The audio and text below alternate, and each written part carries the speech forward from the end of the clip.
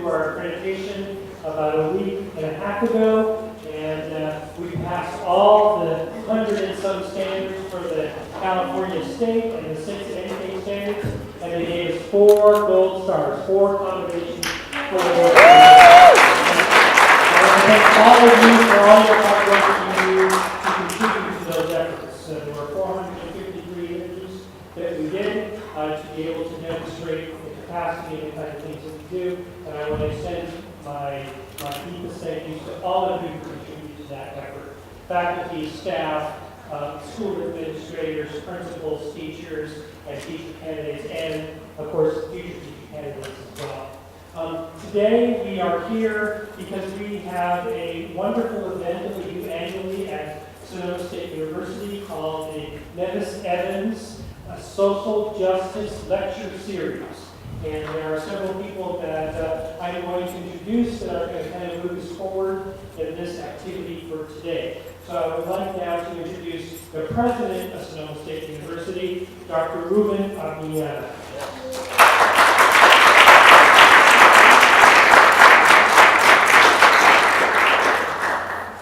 First, and foremost, I want to welcome all of you to these terrific lectures that we do every year.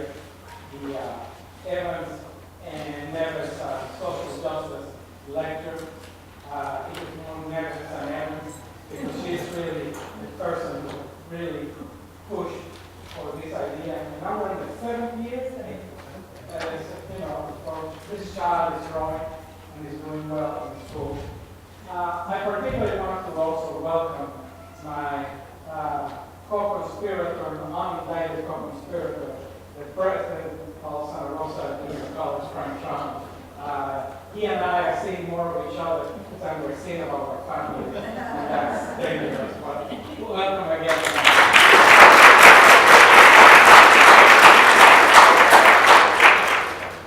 This lecture series have brought a number of very interesting people to the campus and exposed our faculty, our students, members of the community to really important personalities and ideas about primarily the state of education and how do we relate to each other in this sphere of education today in grade 43. But this is not done without a lot of work from a lot of people, and I particularly want to thank Andrea and Kirst, but I also want to thank all the people who are members of the advisory board of the Social Justice Lecture Series and supporters of it, people like Michelson and Chanter, who are also contributors to that, and encourage all of you to participate. And now to introduce our very distinguished speaker who has come in this campus before, and we're all very pleased with what he does. He is not only a great faculty member at Stanford, but is also a great public servant, and he does a lot of things and helps the state dealing with his most precious commodity, our children. And to do that, it's a pleasure to introduce you, Professor Andrea. He is still the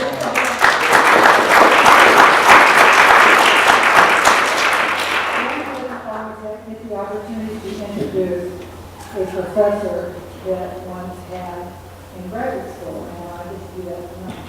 My first graduation classes from my PCS rather than, gosh, you had a title and it's got designations right here.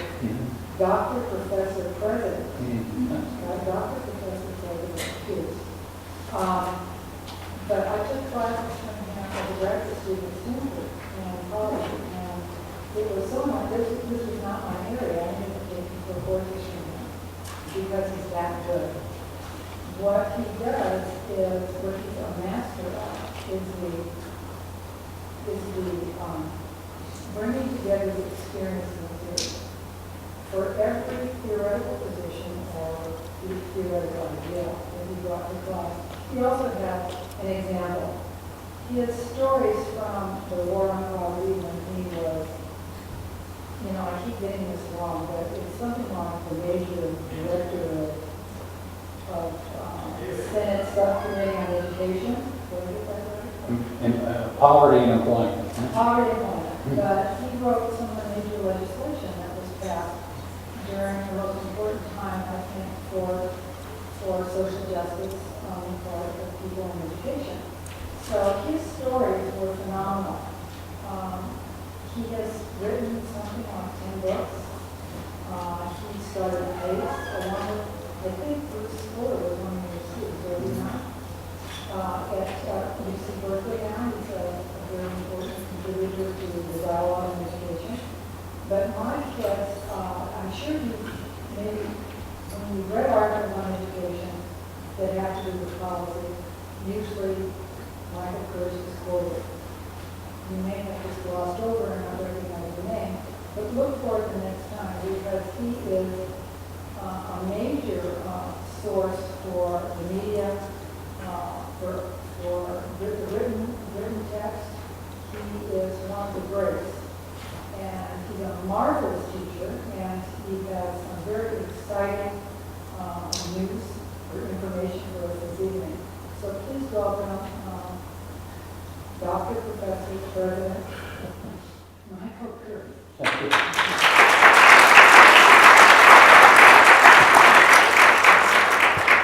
Well, thank you for having me. I had meetings with teachers and superintendents and principals and faculty of Sonoma State and learned a lot today already, and I look forward to more interaction with you.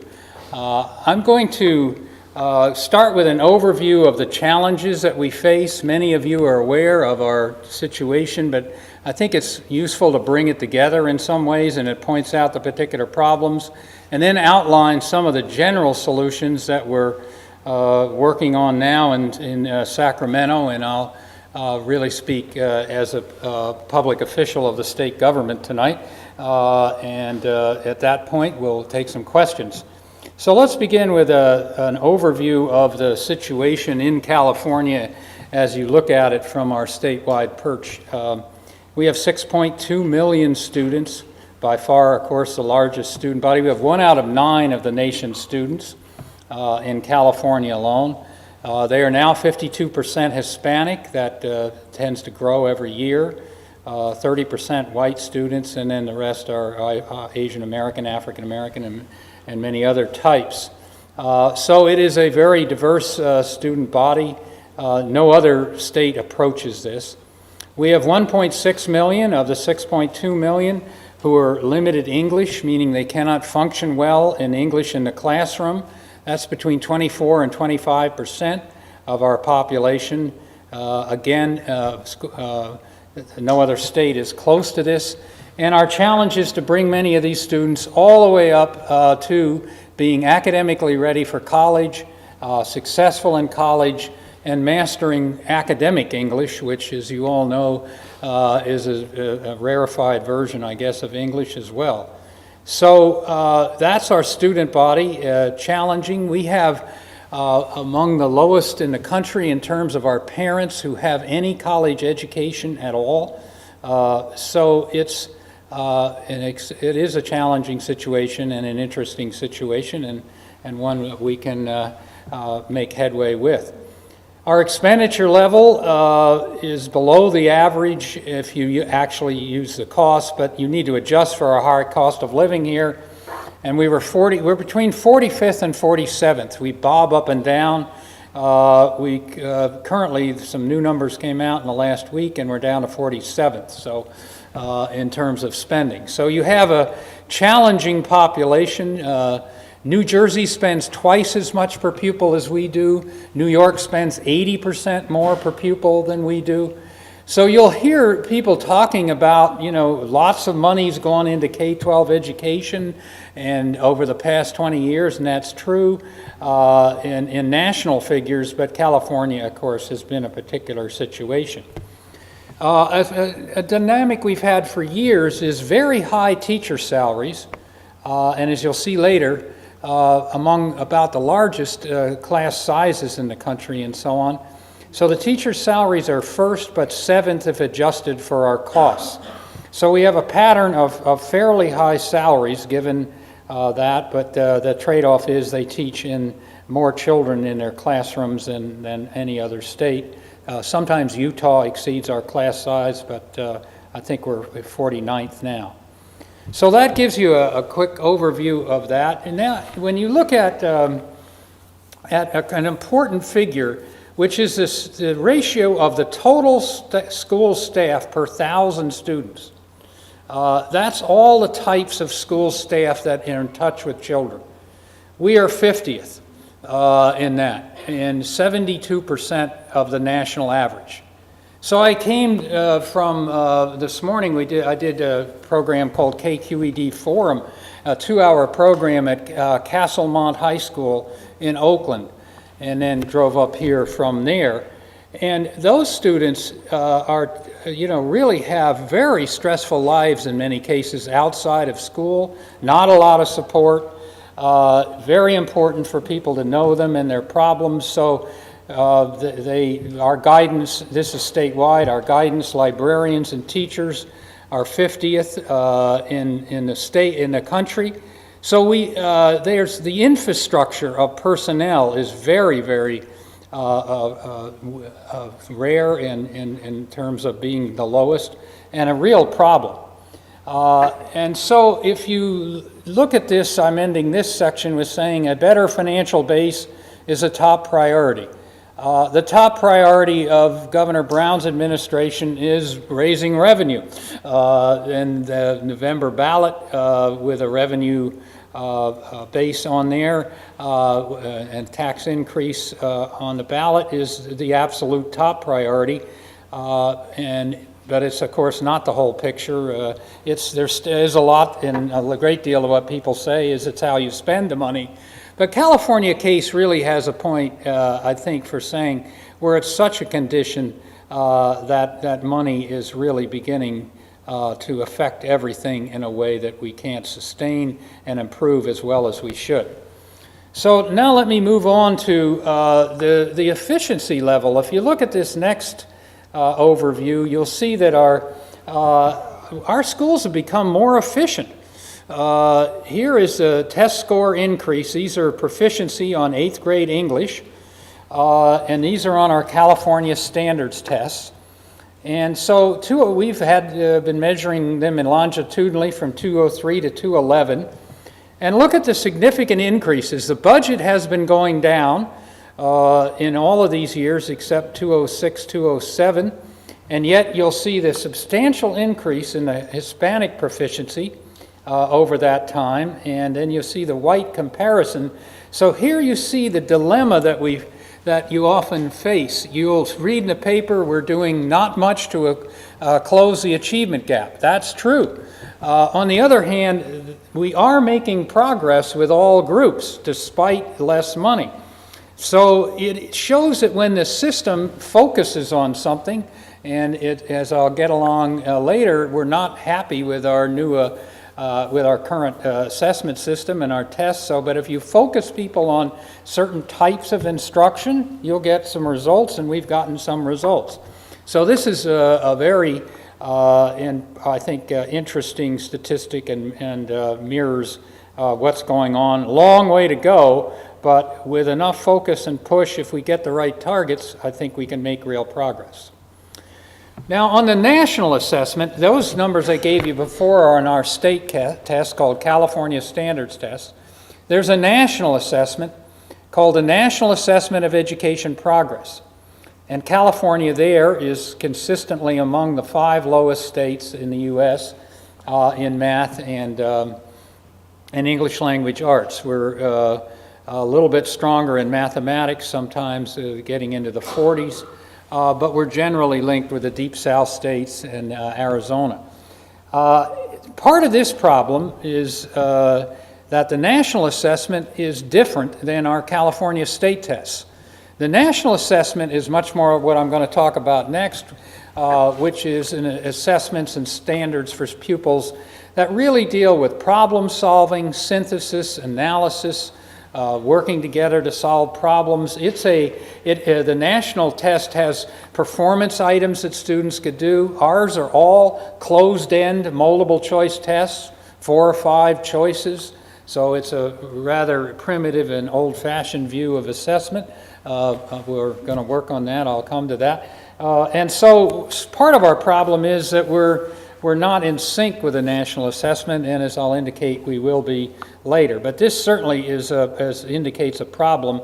On the other hand, I showed you progress, and on this side, I showed you national assessment. Also, an issue here is that some of the other states are taking out more English learner students. They don't include them in their test score base, and California includes almost all of them. Now, if you look at our higher education attainment, it's a tale of two cities. The four-year colleges are consistently in the top 20 states and sometimes get higher than somewhere between 10 and 20. And so they're a bit different picture. But we are overall, in terms of college graduation from 4 years of college, we're in the bottom third in overall graduation. So how do we drop from the 4 years doing well nationally to the bottom third? Answer, the community colleges, which take over half our students, we have a huge enrollment in the community colleges compared to many other states, compared to the typical state. I just learned tonight we have 25% of the community college enrollment in the country. And the community college graduation rate is extremely low. Now, this is not just transfer. If you follow these students for 6 years in the community colleges, 24% get anything. That is a certificate, that's a career technical certificate, that's an AA, that's transfer without an AA, transfer with an AA.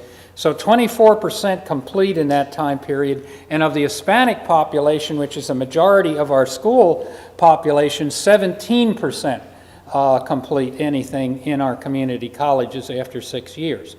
So you're putting then this number in with your 4-year, and overall you get this bottom third of finish in the graduation rates from college.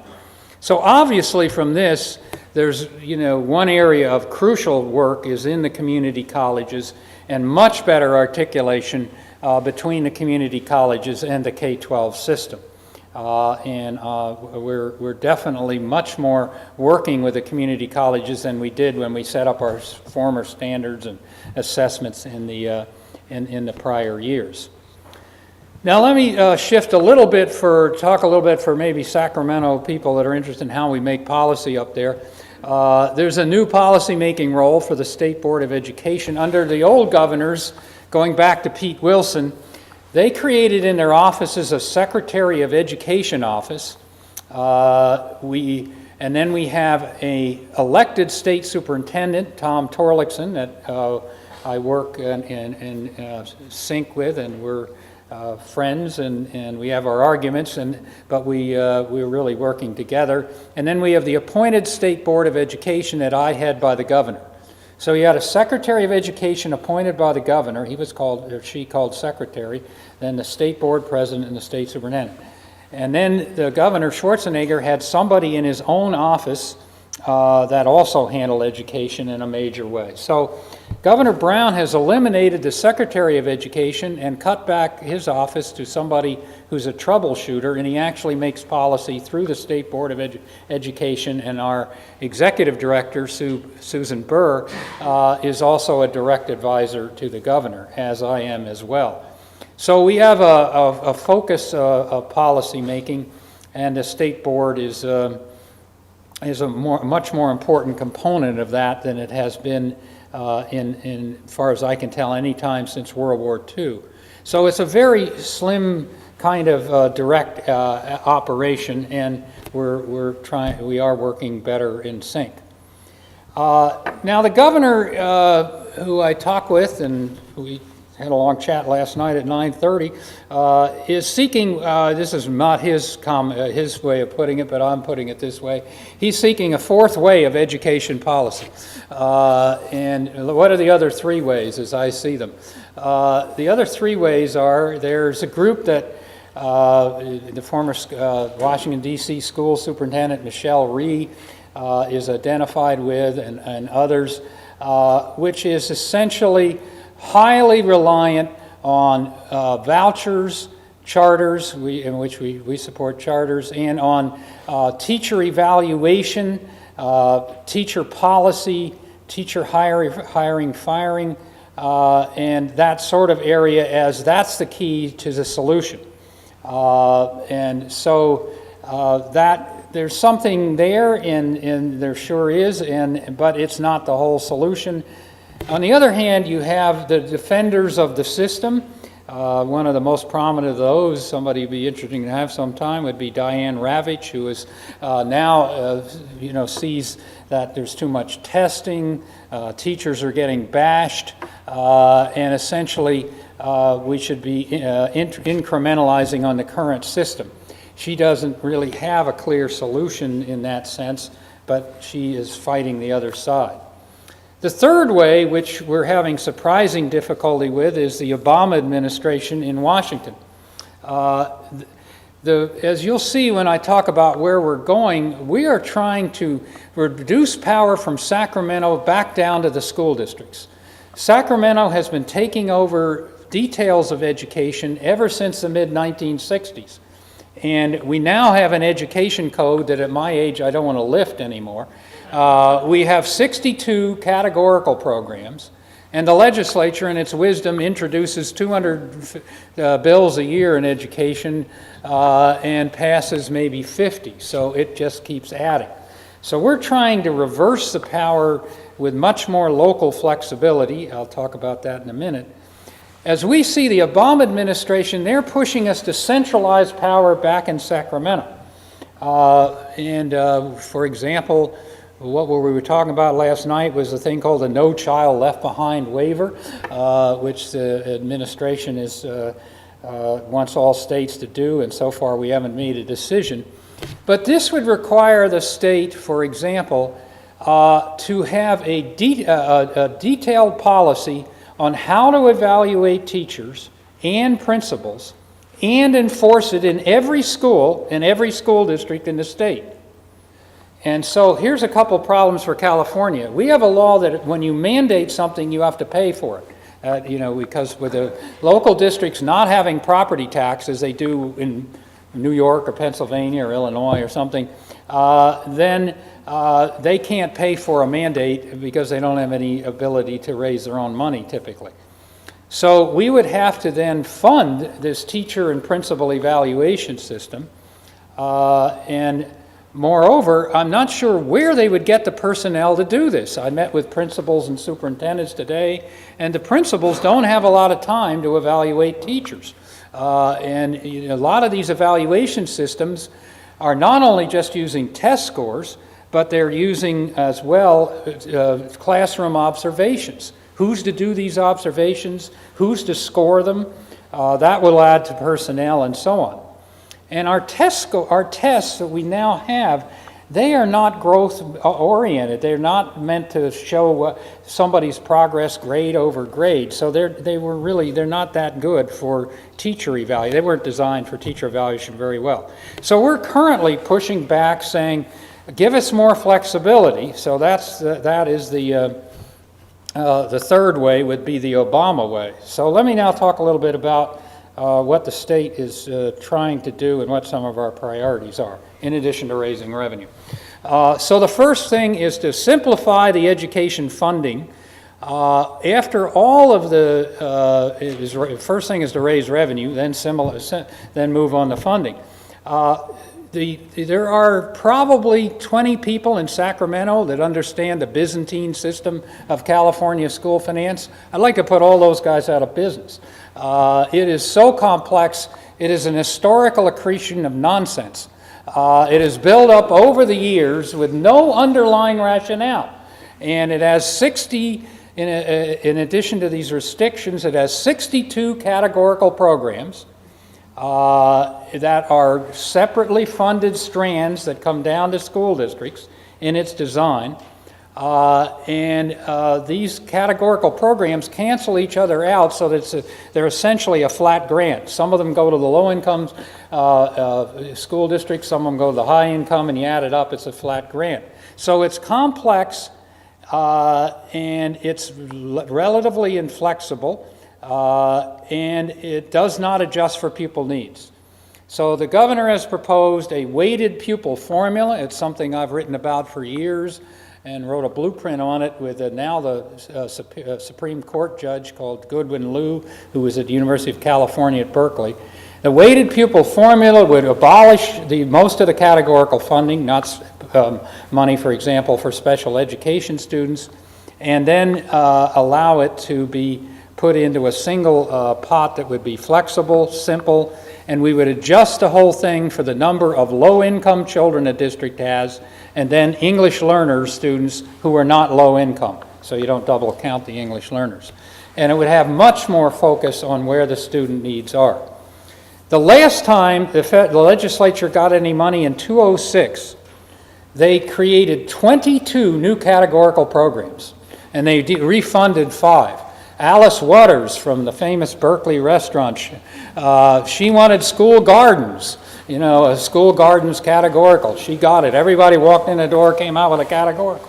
And so we added these categoricals, and it's really, I think, collapsing of its own weight. And so we debated that today with the superintendent. Some don't see it that way, but that's the way we're looking at it at this point. So you would get more revenue. You wouldn't plug it in the same old Byzantine system. You plug it into a new system that's better designed.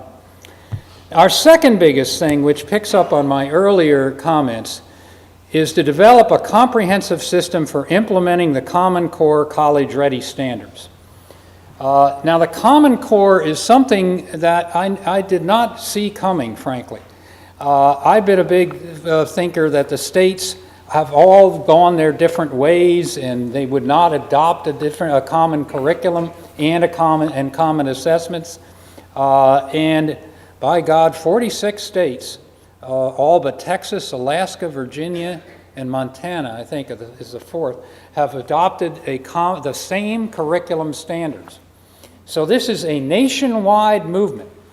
Now this curriculum is much more geared to the national assessment, to college and career readiness, and it is much heavier on understanding and not things, on analyzing them, synthesizing them. There's much more what CSU has pleaded for, which is these students may be able to read some English literature, but their content reading in terms of complex studies or texts and reading which is not English literature is very, very weak. And you don't solve that problem by more Beowulf.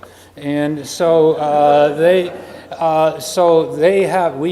Common Core is much stronger on content reading and reading across the curriculum in science and history, and it includes English literature, obviously, as well. So in mathematics, it's much better sequenced, much more use of mathematics to apply it rather than memorizing formulas and so on. So the Common Core curriculum is a really strong vision. And I think then, as I'll get down to the bottom bullet on the page, is when you do the Common Core curriculum, you need to get rid of the current assessments. The current assessments, which are moldable choice tests, strictly, that have no performance base to them, and you know how they do the multiple choice test. There's 4 or 5 answers, and you got to throw a distractor in there, and then one that's sort of obviously wrong, and you know you get it. I've been with these psychologists at Stanford and other places who devise these, and they're educational measurement person. They're not people, but they're not real strong on curriculum, and so we need to integrate the curriculum and the education measurement better. So that sort of thing is really an important thing, and they're in English language arts and mathematics, but we will be adopting new science standards formulated by the National Research Council and the National Academy of Sciences. That's also being adapted by a lot of states. Okay, there's also the issue of career and technical education.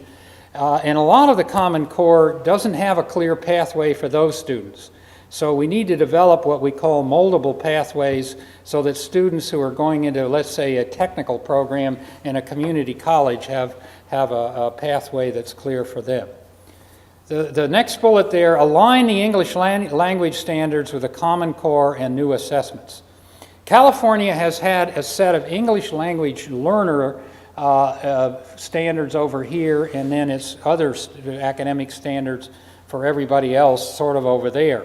We're trying to bring these together, but have strong English language development standards that are how you reach the Common Core. So we're engaged in a total overhaul of integrating but also rethinking teaching English learners, and you can see that was important. Revamp assessment. In addition to the Common Core, the federal government, which is a really good move, gave two assessment or test consortiums $190 million each to come up with entirely new assessments. And you could choose one or two, and all I had to do to tell the governor was that Smarter Balanced, which we're in, is the most radical. He said, let's get the most radical one. That's a radical change from where we are. And we joined a Smarter Balanced Assessment Consortium with 25 other states. So we won't be doing our own assessments as we have done in the past, like the California Standards Test. We'll be really drawing off a common assessment. So the level of work going on, and these will be completely computer adaptive. So students will take these tests on the computers. It's like a college placement test where it adapts to your level, moves you forward or not, depending on how you answer questions. It'll be much better designed to find out what you know. Right now we have tests that are really good on finding out what you don't know, but they're not so good on finding out what you know, especially if you're at the high end or the low ends of the achievement band. So these are redesigned. There's performance for field testing, performance assessments, and which really require students to solve problems and apply their knowledge. And in addition, we'll be cutting some of the tests, particularly in the secondary grades, and diversifying the state accountability measures to include more than just testing as the key to accountability. We're still working on that aspect of it. So it's an exciting time in some ways. Now, we are involving post-secondary education more in this because the Common Core is supposed to be college ready. So as parents, you'll know all along the line sort of where you are on a college readiness standard. And that's really different. The old days, back to 1998 when we did this before in California, we didn't really talk with the colleges a great deal. So that's a look at some of the things we're working on at this point. I'm not going to talk a lot about teacher preparation. But that also is being redone. If you have new content standards say what students should know and be able to do, then we need to develop curriculum teaching frameworks under that. How should you teach what you want students to know? Then we have to have all new instructional materials, new professional development, new pre-service teacher training under the California Teacher Commission, CTC, and new assessment. So there is a lot of things that are being worked on, even in this period of fiscal austerity. There is a lot of policy development going on at this point. So that's the steps that we're taking. Now the board and the governor also committed to supporting innovation. Both the board and the governor have supported charter schools. The governor ran 2 charter schools. He created in Oakland 2 charter schools. One is a military academy in West Oakland, another is a school for the arts. And he was the chairman of the board of those schools for 8 or 9 years. And he knows what this math teacher can do versus that math teacher. And he's like talking to a school administrator. He has all the lingo. I can use all the acronyms. He knows what they are in that regard. So we're interested in strong charter schools. And the board has been approving those, including those that have been appealed up to us sometimes, not always, that are turned down by the local counties and the local districts. But we need to ensure accountability for improved student outcomes. We have a new policy now that looks at the weakest charter schools. As you know, the results of charter schools show that they have some really strong ones and some really weak ones. They have some of the best and some of the worst, and overall, they're somewhere above, near the average of the non-charter public schools. So we need to look at that accountability. Their association wants that to do that, and we actually are working on a list of the lowest charter schools who we're working with, and if they don't improve, then the state has the authority to close them if the local districts do not do that. So that's among the innovations. There's others, but I thought I would mention that, and I know that's an issue up here. And lastly, facilitate and support the best uses of technology. Well, I was in this job before. I was Jerry Brown's education advisor in 1974 and his appointee in 1975 to be president of the State Board of Education, and I served during that period. And we were feeling pretty good about technology. Thought we were on top of it, we were a leading state, and we've got classrooms, and there was 3 computers in the back of the room, and we were thinking, you know, we're really on the way.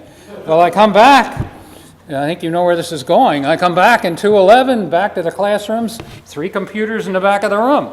And some of this stuff I'm looking at should be in the Smithsonian on the history of computing. And so we really haven't gotten much of anywhere with this.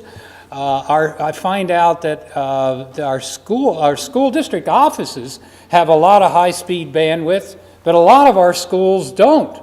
They can't really do a lot with the bandwidth that they have. Well, what about wireless? Well, you need wires to run wireless. They don't have wires.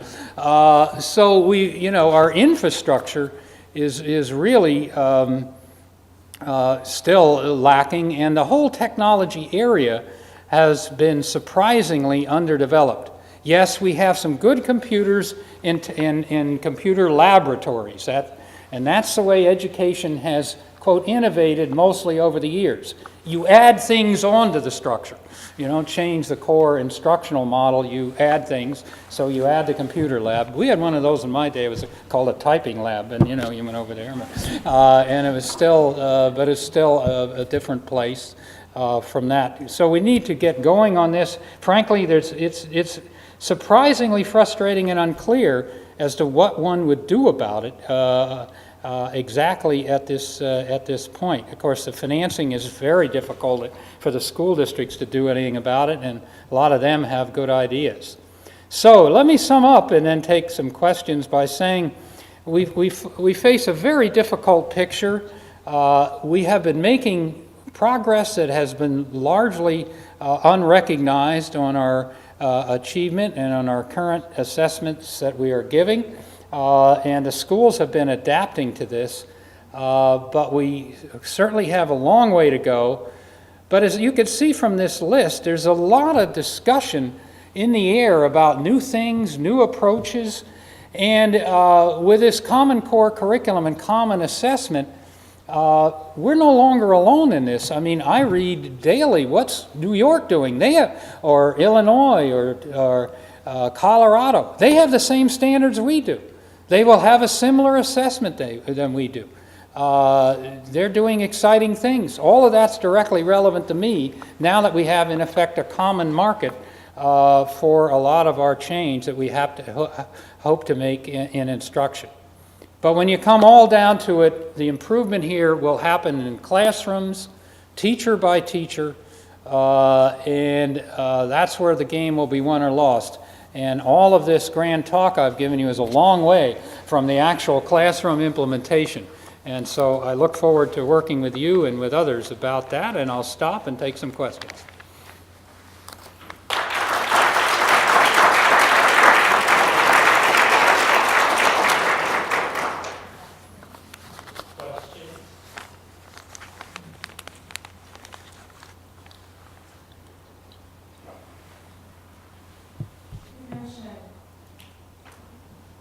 You mentioned lots of other models from other states. I don't know that the United States is necessarily still a model in the education world. particularly in higher ed, look at some of the trade schools and, high school models, particularly in Europe. Can you comment about that and some of those other places that might be places also to look for? Yes, as you probably know, we have been, the United States has been always fascinated with the fact that we're losing our edge, and we need to look at other countries, and we sure do in that regard. There is quite a bit of interest in what's going on in other countries and comparisons. OECD does a lot of examination of these through the industrialized countries. They all point and they have their own assessment. They have another acronym, I forget what this stands for, but OECD, which is in Paris and includes the most developed economies, they gave education assessments, and theirs called PISA, P-I-S-A. And that is difficult for American students because it's very much applications, integration of knowledge, application of knowledge. That's not what we have been featuring, so we actually have quite a bit of trouble with the PISA tests with our students. So we are looking at what they are doing and what they have. I mean, we've even translated all this. Some of the states have full batteries of Singapore math, and the current darling is Finland, which finished first in the PISA test.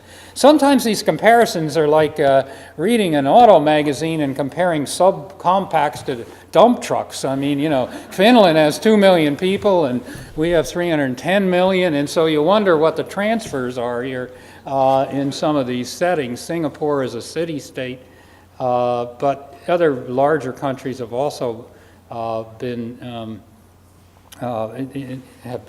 doing some interesting things. So I think that the translation there is very interesting. And my final comment would be these Common Core standards are benchmarked to two ultimate standards.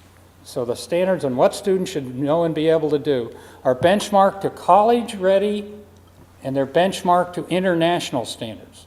So the people that did these Common Core standards, it was a combination of the National Governors Association and the Council of Chief State School Officers.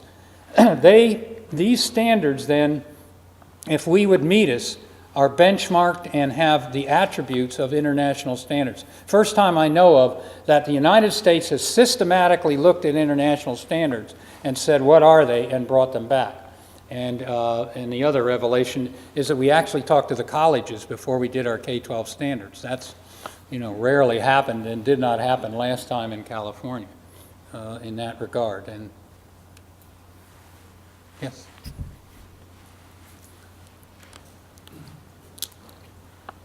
You commented on California's relatively weak standing nationally in terms of community college or junior college completion rates. Yeah. I'm wondering if that is, if we have a new president of Santa Rosa Junior College this evening. Yes. If those figures might be in part attributed to the fact that states design their junior college purposes and curricula variously. In California, our tradition has been junior colleges or community colleges are sort of all things to all people in some way. Whereas elsewhere, they're more tightly focused on the first 2 years of college. And I wonder if that is partially, if you can explain the California's report showing completion rates with that in mind. Oh, I think that might be a factor. I don't know all those factors. I haven't studied that in detail. To start off fiscally, community colleges in California get less than the high schools. So they are really the lowest funded sector. And they get a third of the University of California. And so, and the University of California enrolls on a lot higher socioeconomic status student on average. So there's a money issue there that I think is important. I think there is the moldable focus. And I think community colleges they have a new student success task force, which has been endorsed by the governor, and it really does set some more priorities on the transfer students, college preparation. Even enrollment priorities, the chancellor is has said that their priority for enrollment used to be all prior students. Well, if you and I took a photography course there at our ages, we would be a prior student and have preference over some entering student from high school to get into their scarce classes. So there's really, they've been looking at a number of these. So I think that there are a number of important issues there. The community colleges also lack, as do the high schools, the support personnel to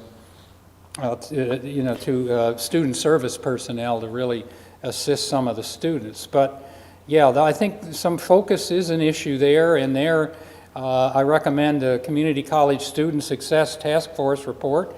I support all of it. Wish it were done 10 years ago, and that's an important issue. An issue that is related to the one you're talking about is we have one of the most locally controlled community college systems in the country. And a lot, the states that have been more centrally controlled, some of the states, like the one the California State University Chancellor Charles Reed came from, Florida, they have a much better articulated system where the community college, they have a standardized placement exam for all students coming in. We have different ones for different colleges. And then they have clear pathways that get you into transfer in a much more direct way. And we're just beginning to work on that. So the transfer process here is Byzantine.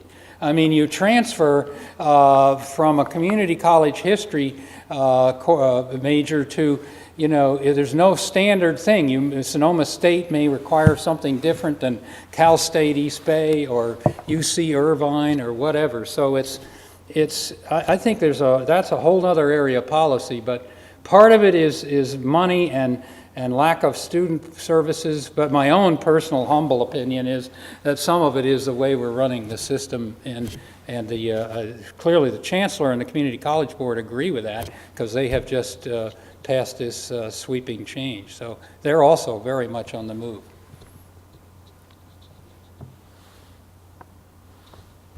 Some other questions? What will the status of the California high school exit exam? Is that going to continue? Will that go away with the Common Core? Is there going to be movement on that?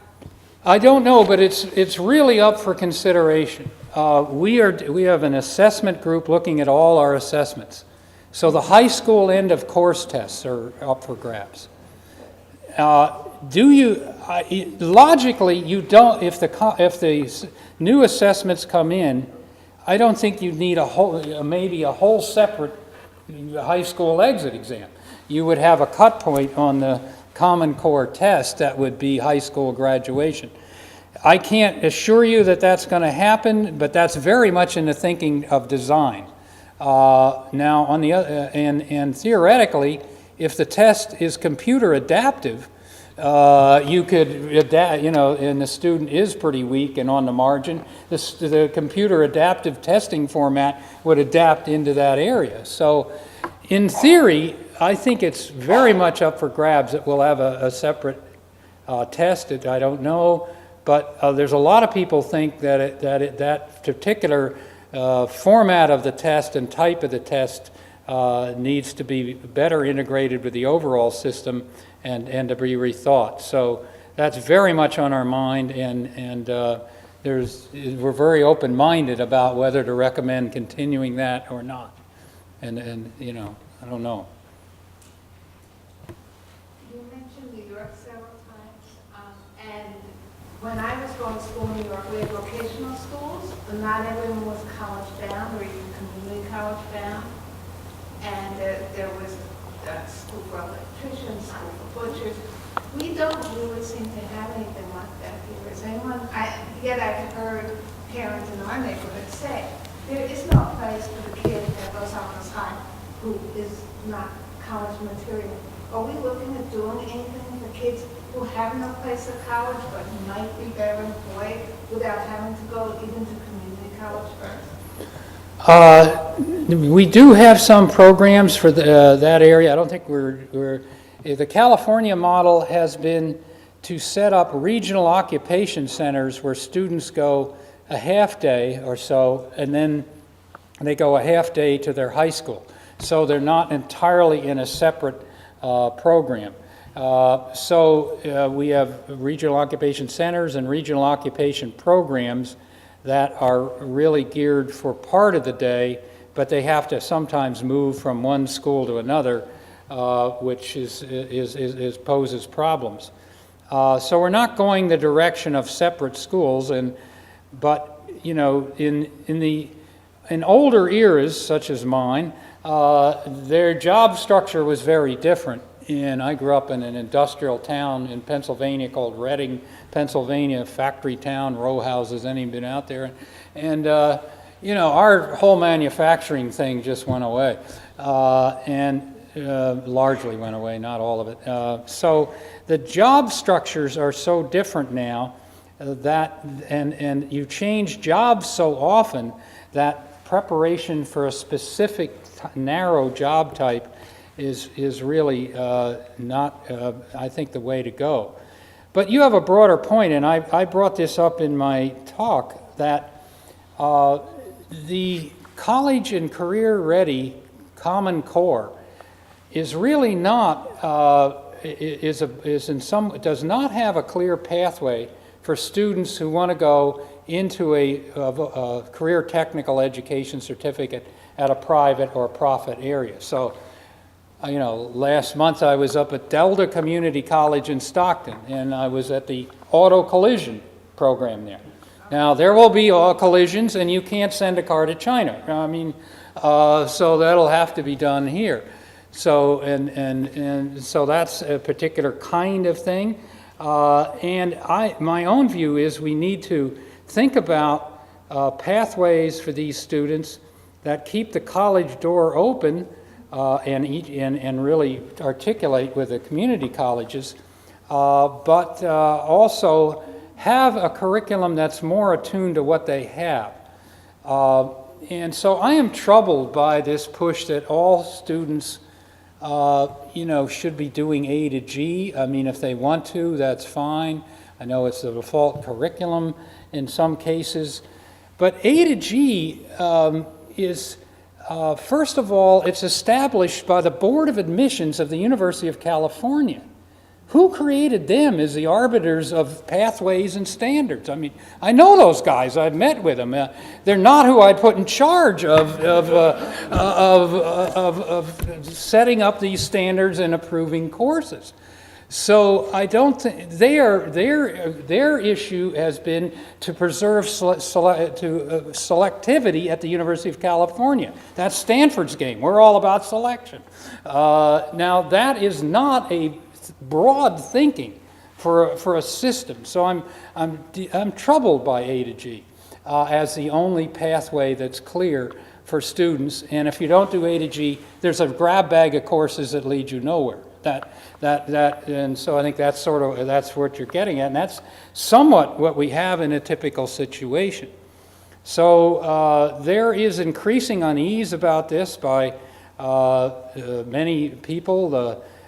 For example, the governor, the state Senator Steinberg, the Democratic leader.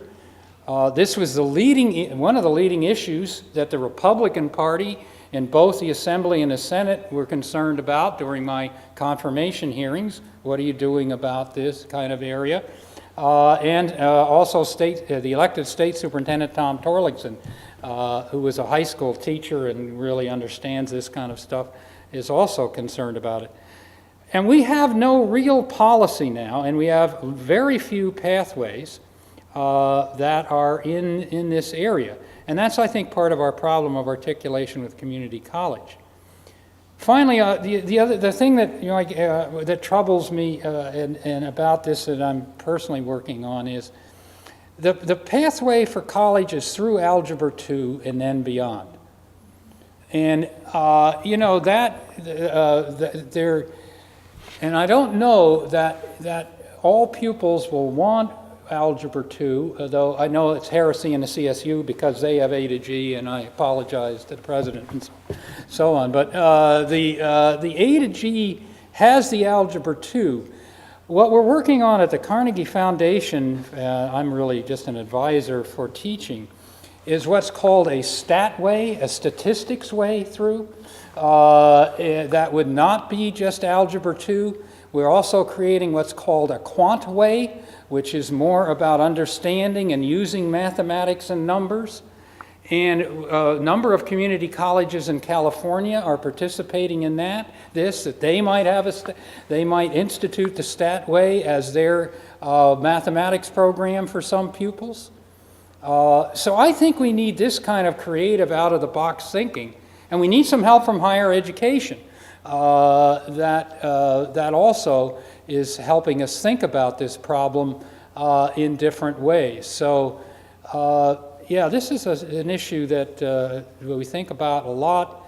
I wish I could tell you there was a policy and that I had a clear direction. I know there are a lot of things I had on this list tonight that we have a pretty clear sense of where we want to go. I hope we can get there with the resources we need and so on. This area is still a muddle to me, and I don't think is in good shape. And I spent, before I got this job, I toured the southeastern states and their reviewing their college readiness policies for a thing called a Southern Regional Education Board. They have what are called down there technical colleges. They have community colleges and technical colleges. And so they would have a program for welding that was from 6 months program to 2 years. 2 years you were really at a sort of a supervisory level. And they had it, I thought, much better thought through than we do, at least from the high schools up. But the current view is if you're not for A to G for everyone, then you're into tracking. And I had a long talk with a guy that's one of the leaders of the largest chambers of commerce in California. He took this issue on, got battered with being accused of tracking, and said, I quit. He said, don't go up that hill, they'll kill you up there. But I think we need to try and climb this hill and try and reason this out. But there's powerful advocacy groups that say this is, and they got a point. You're trying to track our children, and sorting this out is really difficult, and it's a muddle. And I wish I had the answer. When I was 35 in the board the last time, I had all the answers. Go ahead. I'm sorry. Now I have almost no answers.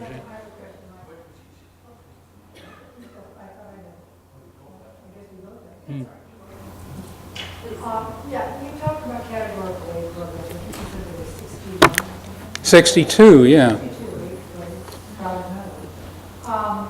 I'm curious as to exactly the kind of special interest groups that play on the budget for education. We're talking about a certain pot of money that then we have lobbying, special interest groups, and so forth. Could you talk, yes?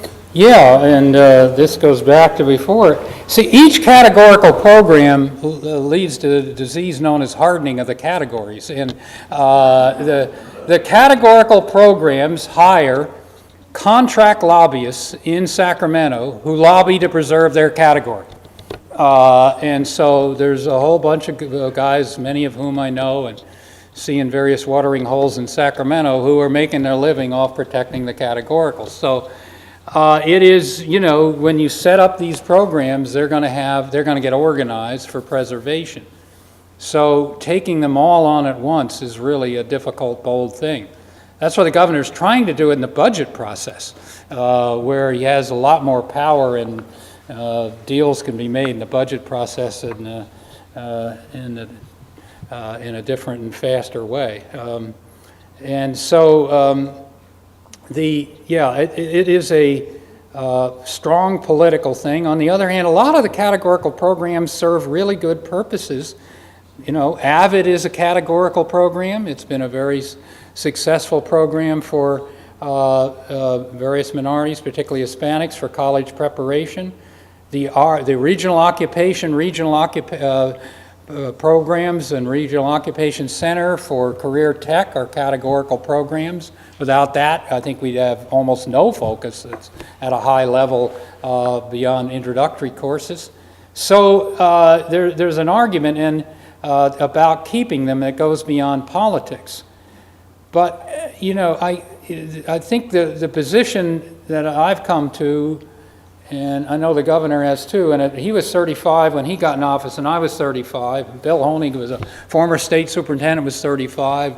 Gray Davis was 35. We used to go out and have great times in those days. Now we're at home. And now we feel that the state is so big, so complex, so many different kinds of students, that I've got all the answers in detail from Sacramento on exactly how you ought to chop up your funding in all these school districts, of which we have, when you count the counties, I've heard close to 10,000 now, is just a leap too far. So I think that it's really a risk, as some people pointed out today, that the districts will not serve, let's say, these career tech students very well, and so there's a politics and there's a rationale, but I don't think we can continue doing it this way in Sacramento forever.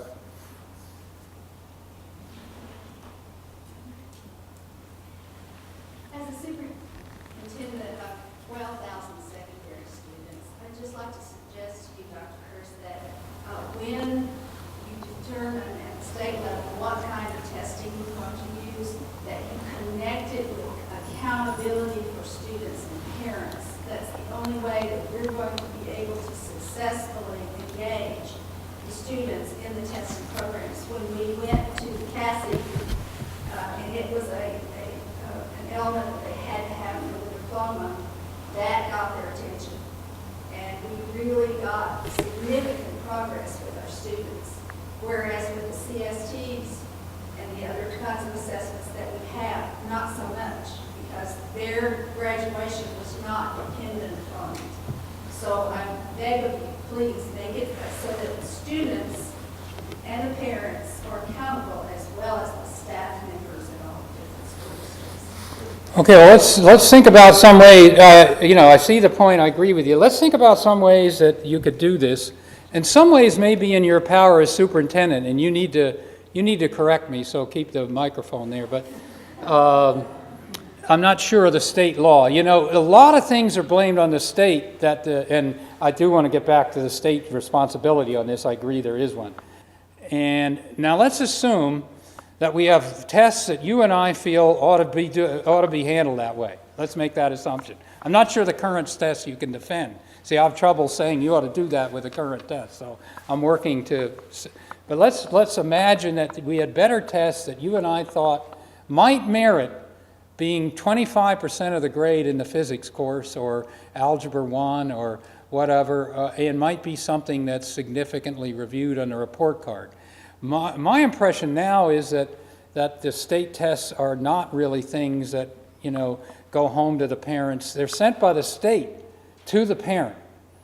I'm not sure what the parents make of them. This was one of the views that Governor Pete Wilson put in, which was widely shared across the country, that every parent has to know how their child is doing on all these tests. So we have to test every child. Remember, in the old days, our accountability unit was the school and not the individual pupil. In the old days means the 80s.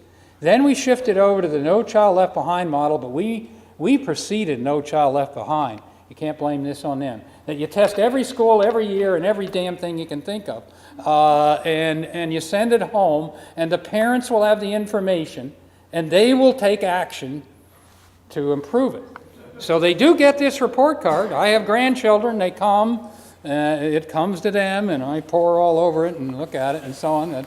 But I don't know what's happening with them, so I don't think it's very effective for your purposes. But do you have the authority now to make the California standards test, now let's assume part of their grades in high school? See, North Carolina counts it for 25%. Some go up as high as 30%.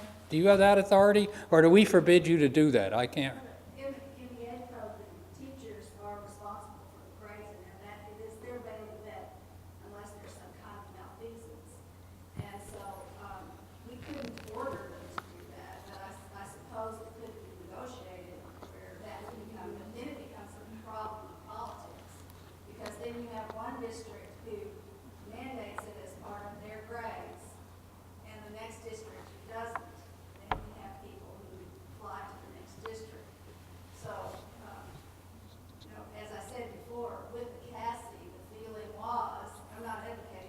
Yeah, saying yeah, you're just pointing out responsibility was with a student, we yeah. did our part, and the parents and students did their part too, to make sure that it happened. And we would have, as an end result, out of 2,000 seniors, we would have 99% of seniors on track to graduate that have already passed the passing. And so that, I think, should be an example of the fact that it can be done, it does get people's attention, but it's got to be done in a way that is part of our entire system, not just one. Yeah, okay, so I'm trying to push power down to you, and you're saying, we got bargaining, you take it back. And Not everybody can get it in place. yeah, okay, well, then let me give you another one, because we have college presidents and so on in the room. The dream we have in the Common Core is that the colleges would use now let's assume we had good tests. I talked with the Board of Admissions at the University of California about the current California standards tests. And their view, which is not unreasonable, is that these are not good tests, not good enough tests for us. Again, they're all multiple choice, no writing, for example, and we won't take them. We won't use them. We won't consider them when students apply. You're on your own. So kids take these tests, and they know that it doesn't count for college. It doesn't count for their grade. And these students are, once they get beyond 8th grade, their crap detectors are really good. And so they know that this is, there's nothing to these things. You can get the 6th graders and rally them with, and they'll do it for the grade school and so on. But high school students, you can't kid them anymore. So here would be my dream, that the California State University Sonoma, which would have to get, I guess, approval, would consider in its admissions index scores on our new high school assessments. And that would put some bite into it. That would also articulate us so much better. Right now, it's grades, and I don't know, those seem to differ among high schools. And then there's ACT and SAT as used here. And so that, and the University of California system has dropped what were called the achievement tests and the subject matter tests, they were called. And so they've dropped them in admission. That frankly surprised me. So now I'm thinking, well, maybe they'll consider signing up with the K12 system and looking at our tests for physics, chemistry, and so on. But we'll have to make good tests. We can't deliver at K12 to them the kind of things we've been delivering in the past. And so that's why they're integral in higher education to this new assessment system. Go ahead. Respectfully, I would like to say that I don't object to the tying to either one of the college's systems, the community college system or the university system. But what about all of our students that aren't going to college? Our career students that are going straight into the workforce. We're leaving them behind as far as being able to understand where they are in their education and what we need to do for them to support them, unless we get them in, their buy-in also on this. So that's why I say we can make it tied to something for their graduation or something of that nature, like the passing, then they know, we know that we've got their attention. Well, that goes back to the prior discussion. The only way I can think of doing that, clearly a minimum high school graduation might not be what they would need to be successful in the workforce. They've got to be ready for further education somewhere along the line. So it seems to me what you want to develop, what we need to develop, are some of these career tech pathways that then have clear standards and benchmarks in them. And then for example, I had some guy redo my heating and air conditioning last year. He didn't have any algebra 2, but this guy believe it or not, knew a lot and could really do a job. And I said, well, how did you do this? And he said, well, I'm a certified heating and air conditioning And so if we had something that was telling these students, you can't do this unless you can't succeed in this unless you meet these benchmarks. So we'd have to have benchmarks for career and technical education. And, you know, I don't know any state that's doing that, but that's in the line of what you're thinking about, I think. We have 22 career pathways, and it's a board requirement that they graduate with a career pathway with a sequence of 3 courses. So there is that facet there. Some of them get national certification. Yeah, something like that. So you know, that helps, but that's still not in the same. If we want our kids to really demonstrate progress in their achievement, we have to make it really important to all of them. Well, we have to talk about how to do that, because it's tough to design it. If you have a plan, send it to me.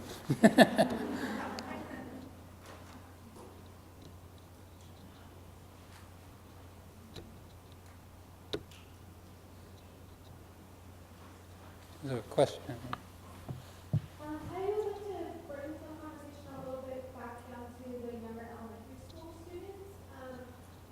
We have a lot of remedial work to do with students who aren't proficient and they get passed on forward to the next grade, and it becomes a snowball effect and causes them going behind. And it costs a lot of money for remedial work, and I know that the funding is getting cut, but I feel like we should be addressing things before they need remedial work. So I'm just wondering your thoughts on that whole issue that's going on. Addressing them before they need remedial work in elementary school.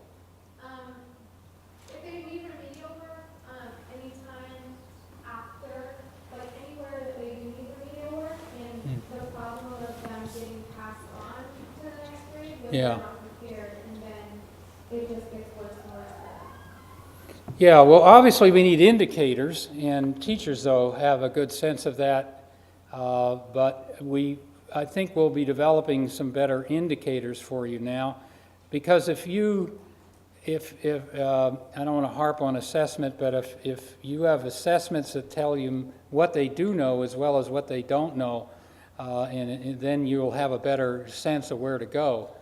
But yeah, I think you're into interventions as well, and so you need clear trigger points and warning signals about when you need interventions.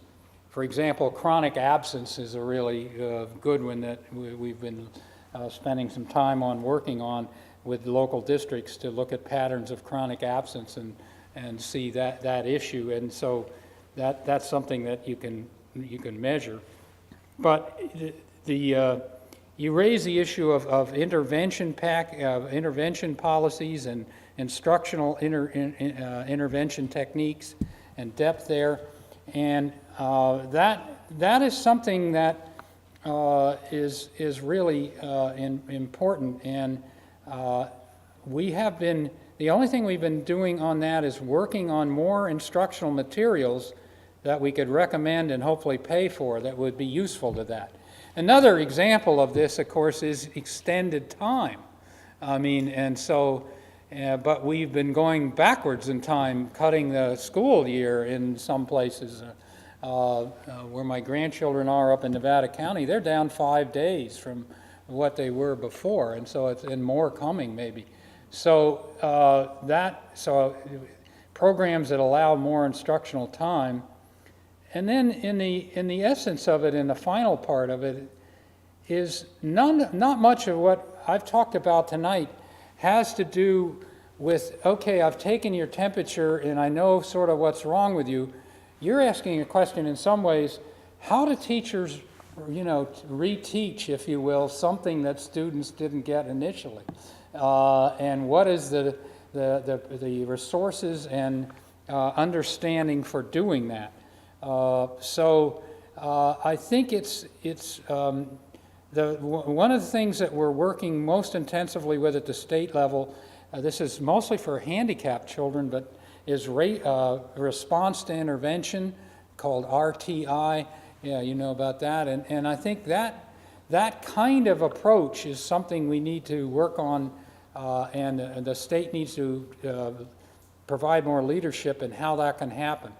But I think that's a crucial issue you brought up is is really so many students will need help in something they didn't initially grasp or they're really behind, and what is your intervention strategy and how to mount that? And I think that's a very good question.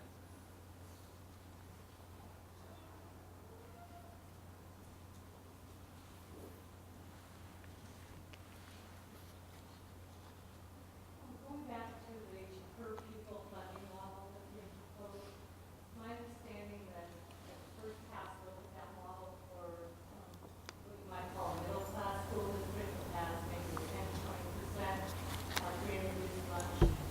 Students is going to be greatly negatively affected by that model. We're looking at numbers, possibly 15 to 20% cut to the current revenue, which is already down significantly. Do you know what you're going to be doing to address the middle school, or the middle class? Yeah, middle class, not middle school, middle class, yeah, right. Okay, I'm not sure those numbers are correct. We're finally getting, we're going to get some better numbers. Most of these are school district estimates. And so that is point one. Point two, yeah, we need to look at those kinds of situations and see if there's any adjustments that can be made that would ameliorate that steep a cut. I mean, one thing we could do is rebase the year reset the year to an earlier year for your base funding, so it goes back to 208, something like that. So we're looking at changes like that, and then you start the phase in of the new system once you reach the 208 spending level. But so losing 15 to 20%, I think that's too extreme, and we need to look at and refine the proposal if that's the case. But there will be relative winners and losers, that's for sure. So you can cut that back by lightening the weights. Right now we have a heavy weight on low income. You could make that less intense.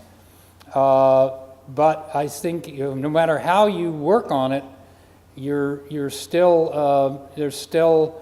going to be hopefully, not any drastic cutbacks like that. But your point is right. There will be school districts that do better than others under this formula, and I think that's an issue.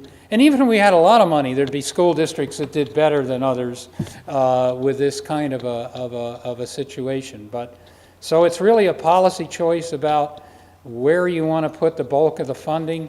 The current state funding, you could say, is irrational, and it essentially has no adjustments that are, for every adjustment for low-income pupils, there's one for high, and so it nets out to be a flat grant and an oversimplified version of it.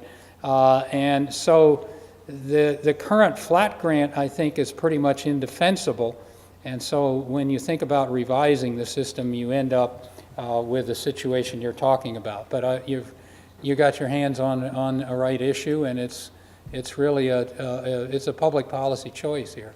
Do you have a timeline for rolling it out? Well, there's a proposal, but that's under discussion, so we're still refining it, if you will. But it's going to come together pretty fast if it works, yeah. But it might be held over in that regard. But 15 to 20% is way too much. I mean Yeah. Oh, yeah. That is so. We'll need to look at those situations and rethink what needs to be done there. We'll take a couple more. Can you talk a little bit more about the CTC focus on assessment at the end of teacher preparation, and would that include both public and private universities coming together on deciding what those assessments should be? Your thoughts on PAC, TPAC, and also as they get absent special education teacher preparation expectations for you? Yeah. I really don't have a lot of detailed comments on that. I wanted to make sure that we knew we were in the move. My colleague at the Stanford School of Education, Linda Darling Hammond, has been appointed to the California Teacher Commission. Governor Brown replaced all of those, many of those people, and will replace more soon. So that is a group in transition. I know that some of the priorities that the new commissioners have talked about is this assessment at the end, that we have one that has promise, but it's not administered in a uniform and effective way. And so what I've heard most about is that we first need to implement the one we have in a more thorough and deep way, as well as rethinking it. I don't have any issues on the other two, other than special education, where in looking at other states, California has a low ranking in terms of preparation of special education teachers. Part of that is, I think, related to the fact that they're the underpinnings of what they have in where they don't have enough preparation before they get into the special education focus they have. Anyway, I don't have the details of this, but it's just thought to be weak, and when we need to beef it up, and it's relatively weak compared to the better states, and that it's something that should be changed and strengthened. So we need to rethink it. So those are merely directions, but the California Teacher Commission, as you know, is not part of the State Board of Education. So I really don't focus on their issues in detail. And I talk to Linda a lot, and you ought to ask her those questions. Yeah, you ought to, okay. Do the data that you have at your disposal, test results for school children in California, are they exclusively children enrolled in public schools? And to the extent that that's true, how do you quantify and analyze over time increasing percentages of children, particularly in urban areas or affluent areas, who withdraw from public schools in favor of private schools or homeschool, thereby sort of biasing the test results from one year to another or from one locale to another? Yeah, the private school percentage in California has been steady, I believe, for the last 20 years. This is statewide. It may be varying. It peaked in the early 80s at 11% and has shrunk down to about 9%. So it has not grown. In my prior position, we have no data on private schools.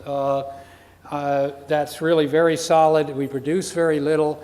There was a voucher initiative on the ballot which would aid private schools as well. And we tried to find out, more about private schools. There's no database there.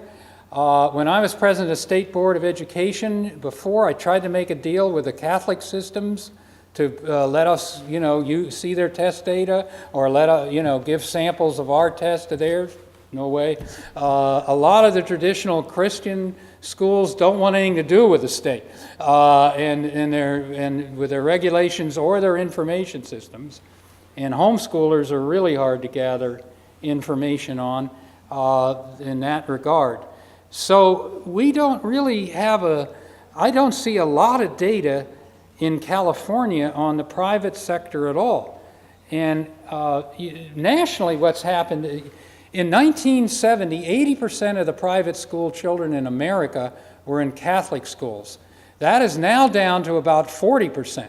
And they have been replaced almost one for one with various Christian schools that have replaced the Catholic schools, so that religious affiliated private schools in America are back up to where they were 80 to 83–4%.